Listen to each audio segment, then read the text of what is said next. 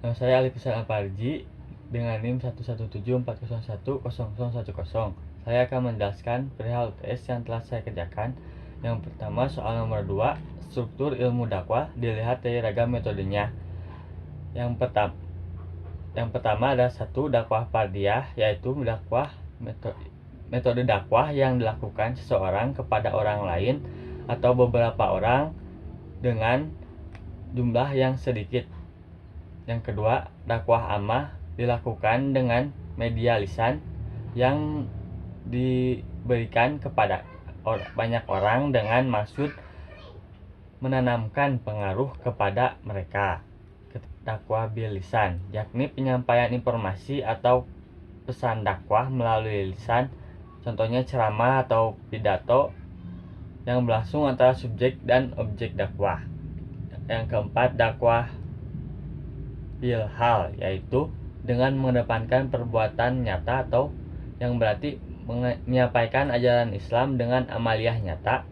Yang kelima, dakwah bil hikmah, yaitu berdakwah dengan cara arif bijaksana, semisal melakukan pendekatan sedemikian rupa sehingga objek dakwah mampu melaksanakan ibadah atas kemauannya sendiri.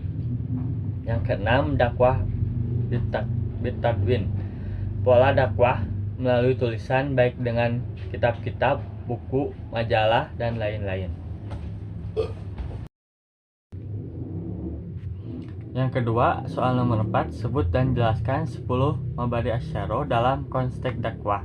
Yang pertama, had atau ta'rif adalah pengertian atau definisi dari sebuah ilmu yang sedang dibahas. Yang kedua, maudu atau objek, yaitu ilmu yang sedang dibahas berbicara tentang hal apa.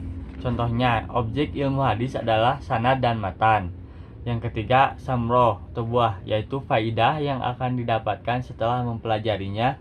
Misal, buah dari ilmu mantik adalah memelihara dari kesalahan berpikir. 4.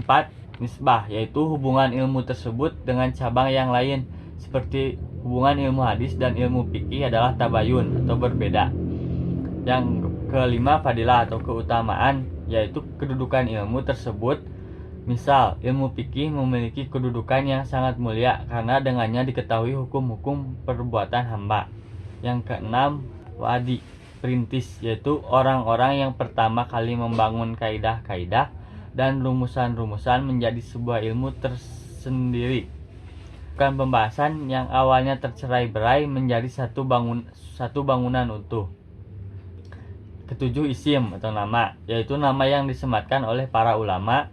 Kedelapan, istimdad, sumber, yaitu sumber atau rujukan tempat mengambil topik-topik yang dibahas dalam ilmu tersebut. Yang kesembilan, hukum mempelajarinya. Misal, mempelajari hukum ilmu usul fikih adalah fardu kifayah. Yang ke-10, masalah-masalah, yaitu hal-hal yang dipelajari dalam ilmu tersebut seperti di rububiyah dan uluhiyah dalam ilmu tauhid. Yang ketiga adalah soal nomor 6, jelaskan mana istinbat, iktibas, dan istiqro di pendekatan metodologi dakwah. Yang pertama, istinbat, yaitu proses penalaran istidlal dalam mendalami dan menjelaskan hakikat takwa dari Al-Quran dan hadis yang produknya berupa teori utama ilmu dakwah. Untuk manhaj ini, ilmu dakwah dapat menggunakan ilmu-ilmu bantu seperti usul fikih, ulumul Quran, ulumul hadis, dan yang lainnya yang berhubungan langsung dengan kajian teks. Yang kedua, iktibas, yaitu proses penalaran istidlal dalam memahami dan menjelaskan hakikat dakwah atau realitas dakwah atau denotasi dakwah dari Islam aktual, Islam empiris, Islam historis, dan yang lainnya yang hidup di masyarakat. Ilmu-ilmu sosial dipakai sebagai ilmu bantu dalam penerapan dan penggunaan manhaj ini. Yang ketiga, istiqro, yaitu proses penalaran dalam memahami dan menjelaskan hakikat takwa melalui penelitian kualitatif dan menjelaskan hakikat takwa dan atau kuantitatif dengan mengacu kepada teori utama dakwah. dan teori turunan dari teori utama dakwah. Yang keempat, soal nomor 8. Jelaskan pengertian pengetahuan, ilmu, dan metodologi. Yang pertama, pengetahuan adalah informasi atau maklumat yang diketahui atau diakui oleh seseorang. Pengetahuan termasuk namun tidak terbatas pada deskripsi, hipotesis, konsep, teori, prinsip, dan prosedur yang probabilitas adalah benar atau berguna. Yang kedua, ilmu berasal dari kata Arab masdar dari a'lima ya'lamu yang berarti tahu atau mengetahui. Ilmu sendiri secara istilah diartikan sebagai sebuah atau suatu pengetahuan yang diberikan oleh Allah Subhanahu wa taala kepada umatnya. Yang ketiga, metodologi adalah ilmu-ilmu atau cara yang digunakan untuk memperoleh kebenaran menggunakan penelusuran dengan tata cara tertentu dalam menentukan kebenaran. Tergantung dari realitas yang sedang dikaji, metodologi tersusun dari cara-cara yang terstruktur untuk memperoleh ilmu.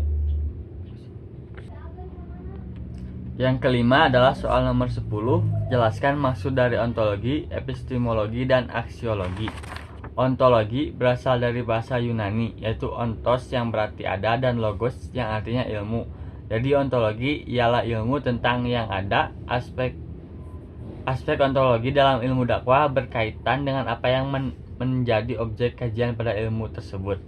Yang kedua, epistemologi. Istilah berasal dari bahasa Yunani, yaitu episteme yang diartikan sebagai pengetahuan atau kebenaran, dan logos yang berarti pikiran. Jadi dapat diartikan sebagai teori pengetahuan. Epistemologi ialah cabang filsafat yang membicarakan mengenai hakikat ilmu.